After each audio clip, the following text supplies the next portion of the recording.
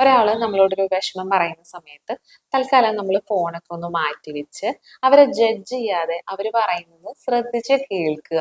ഇതാണ് ഫസ്റ്റ് നമ്മൾ ചെയ്യേണ്ടത്. Second step, acknowledge there feelings and emotions. For example, നിനക്കത് നല്ല ഹേർട്ട് ആയല്ലേ, എനിക്ക് മനസ്സിലാവുന്നുണ്ട് നിനക്ക് എന്തുകൊണ്ടാണ് അങ്ങനെ ഫീൽ ചെയ്തതെന്ന്. ശരിയാണ്, അത് എല്ലാവർക്കും വിഷമം തോന്നുന്ന ഒരു സാഹചര്യമാണ്. ഇത്തരത്തിലൊക്കെ നമുക്ക് അവരുടെ ഫീലിങ്സും എക്സ്പീരിയൻസും വാലിഡേറ്റ് ചെയ്ത് അവരോട് സംസാരിക്കാവുന്നതാണ്.